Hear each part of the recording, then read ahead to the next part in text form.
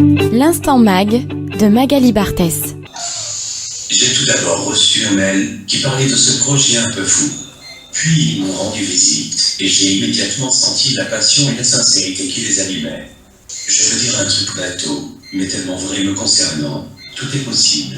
Cette voix que vous entendez est celle de l'artiste Pone, cofondateur du groupe de hip-hop marseillais Funky Family, qui délivrait vendredi soir depuis la tour du fanal du Mucem son message codé tant attendu. Une production à plusieurs puisque l'ancien rappeur a répondu à l'invitation du duo d'artistes Brognon-Rollin. Tétraplégique et privé de la parole, atteint de la maladie de Charcot, Pone ne se résigne pas pour autant. Et cela lui réussit plutôt bien puisque l'installation lumineuse qui révèle son message est même visible jusqu'à Notre-Dame-du-Mont. Depuis sa chambre, son message est traduit par le biais de l'ordinateur. C'est un peu l'histoire de ma vie. Toujours croire que c'est possible, malgré les pronostics, les diagnostics, avec le travail, la passion et l'envie. On peut arriver à atteindre nos objectifs. Alors quel est donc ce message envoyé aux Marseillais ? Dans un premier temps, merci beaucoup d'être présents.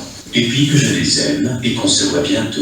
L'artiste David Brognon, l'un des co-artisans de l'œuvre avec Stéphanie Rollin, indique. Cette œuvre, c'est le tracé en fait dans le ciel du déplacement de l'œil de Pone, donc qui est l'ancien beatmaker de la Funky Family, lorsqu'il délivre une phrase en fait au peuple marseillais. Avec Stéphanie, on a pensé cette œuvre parce qu'on travaille en binôme depuis presque 20 ans et on a pensé cette pièce et Pone est venu naturellement en tête quand on a voulu traiter de la question de la maladie de Charcot, et puis cette œuvre a commencé à naître, la question du phare aussi, et puis on a contacté Pone. On voulait mettre en avant la question de la maladie de Charcot et de la résilience dont Pone et beaucoup d'autres personnes comme dans la situation de Pone font preuve, et c'était important pour nous en fait de le symboliser puisque l'œil est le seul organe qui permet de vraiment communiquer avec le monde extérieur via le système de tracadome qui permet de faire la détection oculaire et de magnifier ce combat en fait. L'enfermement est un sujet de prédilection pour David Brognon et Stéphanie Rollin, et dans ce cas précis, il s'agit de l'enfermement mental.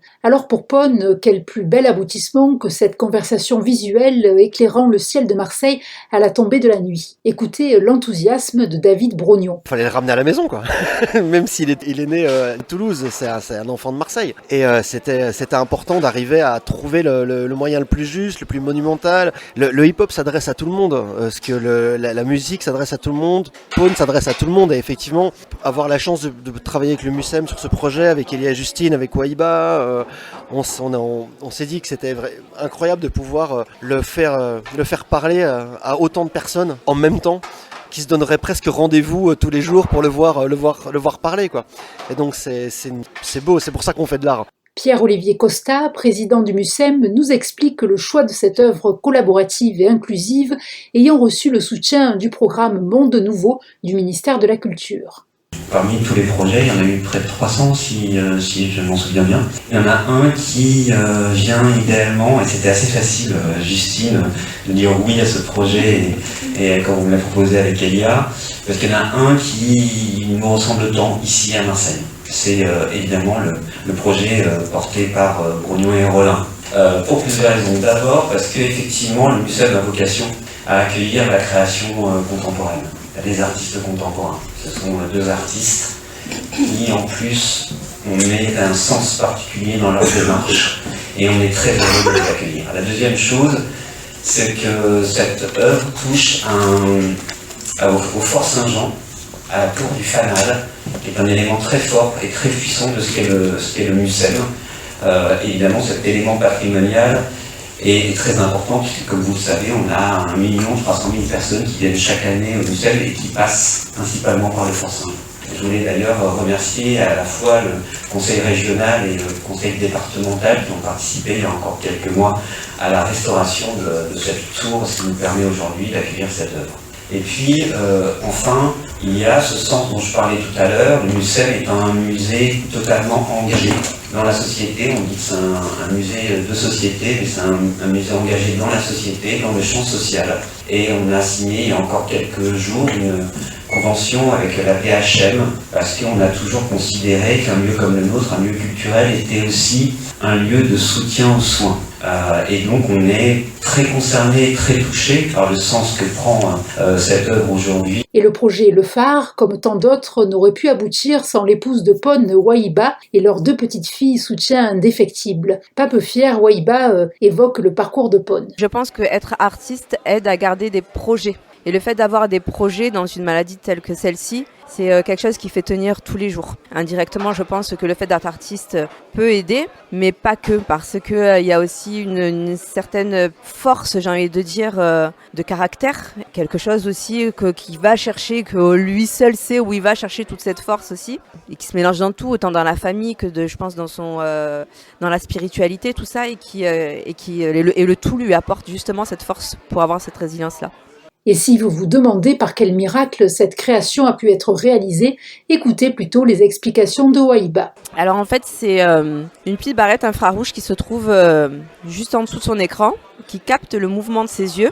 Donc il a 2 logiciels, un logiciel qui lui permet de communiquer, donc il se retrouve avec un clavier sur l'écran, et à chaque fois donc pour pouvoir communiquer, donc il vise une lettre, et le temps de fixation valide la lettre. Donc au fur et à mesure, il compose des mots et ensuite les mots qui font une phrase, et une fois que sa phrase est composée, il a juste à viser un autre icône qui vient déclencher la voix. En soi, c'est assez fastidieux à utiliser, donc parce que les yeux sont beaucoup sollicités. Mais après, aujourd'hui, c'est son mode de communication, donc il peut pas faire sans. Donc on essaye de faire en sorte de le solliciter le moins possible aussi. Donc il y a beaucoup de communication non verbale entre nous. Et ensuite, il a notre logiciel qui lui permet de naviguer sur Internet. Et en fait, à ce moment-là, la navigation oculaire marche comme une souris. Donc il a juste à regarder sur l'écran et là où il veut aller, il clique et ça marche. Mais il est même mieux puisque grâce au talent de l'imitateur Marc-Antoine Lebré, vous n'êtes pas loin d'entendre la véritable voix de votre mari. Sa voix au départ est une voix qu'on peut entendre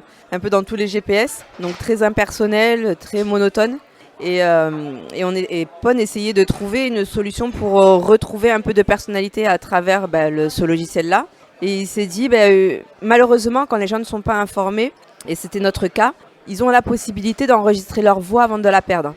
Mais une fois qu'ils l'ont perdue, c'est trop tard. Et Pone a pensé en fait à quelqu'un qui aurait pu imiter sa voix. Et donc il a contacté Marc-Antoine Lebré, qui a trouvé un peu le projet un peu fou. Et quand il m'a appelé en me disant « Je te promets rien, mais je vais voir déjà si la voix de Pone est imitable, parce que toutes les voix ne sont pas imitables. » Donc je lui ai envoyé quelques échantillons de sa voix et il m'a répondu assez vite pour me dire je peux l'imiter, ça prendra un peu de temps et voilà. Quand il imite, on ferme les yeux, c'est lui. Et ce pied de nez à la maladie a aussi une traduction universelle, comme y fait référence Elia Pockner, conservatrice du patrimoine art contemporain au MUSEM. C'est une œuvre porteuse de paix parce qu'elle est aussi porteuse d'optimisme, de courage, de résilience et de valeurs essentielles et qui sont humaines en fait. L'artiste David Brognon complète son propos. C'est le rôle des musées, c'est pas que conserver des œuvres, c'est aussi d'avoir une ouverture d'esprit, ça permet de faire découvrir aux gens des choses, de se repositionner, de se reposer des questions, et de se remettre en question dans des fois même des doutes. Des œuvres vues dans des musées peuvent résonner en nous. Et là, le MUSEM était le partenaire idéal pour ce genre de choses, c'est un des plus grands musées de France, c'est aussi un musée d'ethnologie aussi, donc il s'intéresse à l'homme, dans tout ce qu'il a de plus beau et de pire, dans tout ce qu'il subit et dans tout ce qu'il réalise. Et oui, c'était le MUSEM, Pone, Marseille, voilà, c'est la Sainte Trinité, quoi. Les phares montrent le chemin, permettent d'arriver en sécurité sur la rive et sauvent des vies. Y associer l'œuvre d'un enfant de Marseille, qui plus est une icône du hip-hop, la métaphore est belle. Pone incarne cette foi en la vie. Alors les projets se multiplient et pas seulement dans le domaine artistique, ce que souligne d'une fierté émue son épouse. On s'est rendu compte qu'il y avait beaucoup de choses qui manquaient pour ces personnes qui étaient atteintes de la maladie de Charcot ou d'autres pathologies, mais qui sont considérées comme des pathologies difficiles et qu'il y avait un grand vide. Et donc il y avait déjà des associations qui étaient là pour récolter des fonds pour la recherche ou pour du matériel de prêt, mais on s'est rendu compte qu'il n'y avait aucune association qui était là en fait pour accompagner tous les jours ces patients, les aidants, pour pouvoir les former, pour pouvoir les accompagner au mieux tous les jours et que les patients aient au moins le choix d'un retour à domicile. On a bien avancé quand même, mais on se bat encore aujourd'hui pour faire en sorte que ça soit démocratisé Donc aujourd'hui, on est assez content parce qu'on a monté l'association avec 2 médecins, donc le docteur Garnier et le docteur Bas, qui sont tous les deux des médecins réanimateurs urgentistes. Et aujourd'hui, en fait, on a réussi à créer un diplôme universitaire pour la formation justement des soignants, des aidants, voilà, et faire en sorte que, et maintenant, voilà, on essaie de faire en sorte que ça soit un peu répandu sur tout le territoire national. Il n'y avait pas de plus beau symbole pour célébrer les 10 ans du MUSEM, et quel merveilleux message pour débuter l'année 2024. Et cette année qui débute sera aussi riche en émotions pour Pone, comme l'annonce Elia Pockner. La phrase de Pone dure 90 secondes environ. Elle est diffusée en boucle pendant 15 minutes, 1 heure avant le lever du soleil et 1 heure après le coucher du soleil. Plus, une fois, un quart d'heure, de manière aléatoire dans la nuit. Donc il y a 2 rendez-vous, c'est en début et en fin de nuit. Et une surprise dans la nuit. Jusqu'à juillet prochain, et ces 6 mois, ce seront 6 mois pendant lesquels on va essayer de ponctuer cette activation du phare d'une programmation. Et en juillet prochain, notamment, un week-end musical dont Pone sera le directeur artistique est prévu. Alors il ne nous reste plus qu'à garder précieusement en tête le message de Pone. L'important est toujours de voir au-delà. Un message qui fait écho au titre de son livre « Un peu plus loin », aux éditions Lattès et préfacé par son idole, la chanteuse Kate Bush. Et pour plus d'informations sur ce compositeur et producteur de musique hors norme, n'hésitez pas à consulter le site 73bpm.com. L'Instant Mag de Magali Barthès.